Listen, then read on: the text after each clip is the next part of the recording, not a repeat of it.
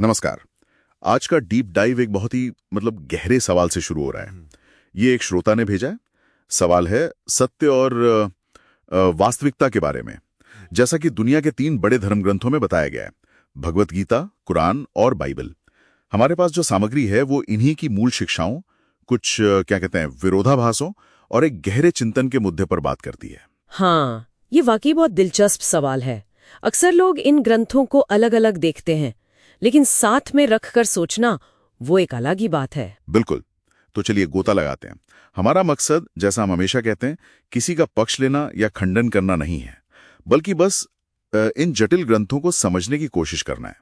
ज्ञान के जरिए उम्मीद है शांति और सद्भाव को बढ़ावा मिले। सही बात है।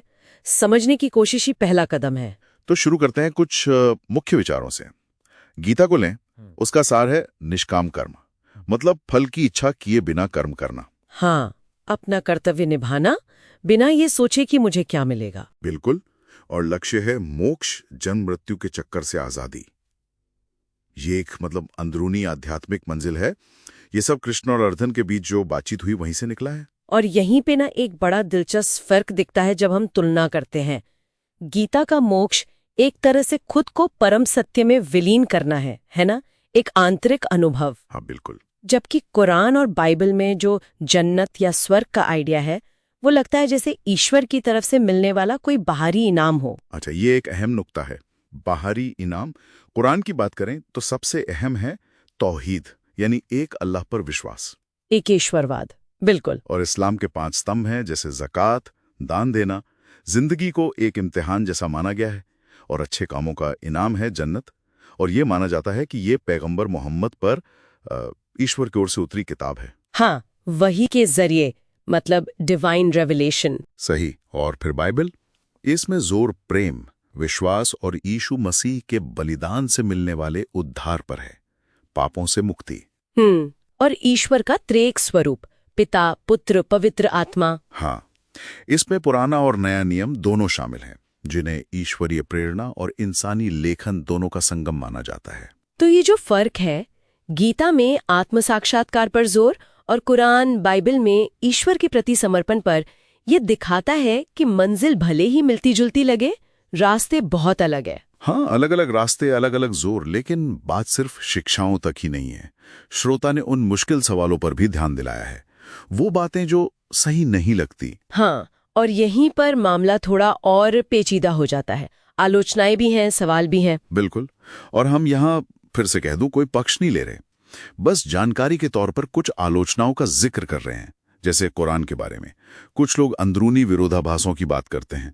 मिसाल के तौर पर इंसान कैसे बना, इस पर अलग अलग बातें। अच्छा। कुछ वैज्ञानिक दावों पर भी सवाल उठाए गए हैं।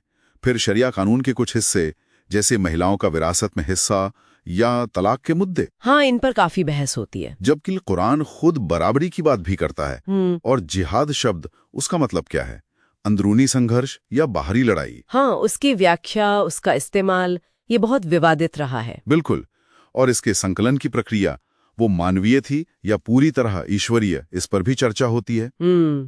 और अगर गीता की बात करें तो वहां भी कुछ तनाव दिखते हैं, जैसे धर्म युद्ध को सही ठहराना। हाँ। और दूसरी तरफ अहिंसा का सिद्धांत। फिर वर्ण व्यवस्था का जिक्र आता है, जिसकी डॉक्टर अंबेडकर जैसे विचारकों ने कड़ी आलोचना की है। हाँ, ये वर्ण व्यवस्था वाला मुद्दा तो बहुत बड़ा है, और अलग अलग व्याख्याओं से भी सवाल पैदा होते ही हैं। सही है। और बाइबल में वहां भी अंदरूनी बहसें हैं, जैसे सोला स्क्रिप्टुरा का सिद्धांत कि सिर्फ बाइबल ही सत्य है। हाँ, ये प्रोटेस्टेंट सुधार के समय का एक बड़ा मुद्दा था। फिर पुराने नियम में जो हिंसा दिखाई गई है और यीशु का प्रेम का संदेश, उसमें तालमेल बिठाना भी एक चुनौती है। बिल्कुल। और वही बात, ईश्वरीय प्रेरणा और इंसानी लेखक, इससे व्याख्या की कई परतें बन जाती हैं।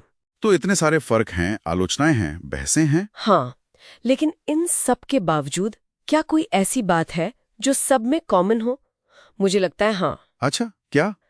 अगर हम बड़ी तस्वीर देखें तो सभी ग्रंथ दया, सच्चाई, दान, सेवा, इन नैतिक मूल्यों पर बहुत जोर देते हैं। हाँ, ये बात तो है। करुणा, सत्य। बिल्कुल। सभी इंसान को अपने अंदर की बुराइयों, अहंकार, स्वार्थ, इनसे ऊपर उठकर बेहतर बनने की प्रेरणा देते हैं। ये एक कॉमन धागा है। एक साझा आधार। लेकिन फिर वो बड़ा विरोधाभास सामने आता है जिसके बारे में सोचना जरूरी है कि जो ग्रंथ शांति और प्रेम सिखाते हैं, इतिहास में अक्सर उन्हीं के नाम पर इतनी हिंसा क्यों हुई? ये तो बहुत बहुत गहरा सवाल है। क्या कमी ग्रंथों में है या उन्हें समझने वालों में? हाँ, यही सवाल है। शायद असली संघर्ष ऊंचे आदर्शों और इंसानी फितरत, समाज की जटिलताओं, इनके बीच का है। ज्ञान पा लेना ही काफी नहीं है, उसका सही इस्तेमाल, विवेकपूर्ण इस्तेमाल, वो ज्यादा जरूरी है। मतलब ज्ञान का विवेक के साथ इस्तेमाल। बिल्कुल। तो फिर इन सब का निचोड़ क्या है, सार क्या समझे? संक्षेप में शायद यही कि ये ग्रंथ मार्गदर्शन का खजाना तो है, इसमें कोई शक नहीं, लेकिन उनकी व्याख्याएं, उनका इतिहास में इस्तेमाल, वो गंभीर सवाल भी खड़े करते हैं और ये शायद इंसानी समझ की सीमाओं को भी दिखाते हैं। एक तरह से ये ग्रंथ आईना भी दिखाते हैं। हाँ, बिल्कुल। और आखिर में एक बात सोचने के लिए छोड़ जाते हैं।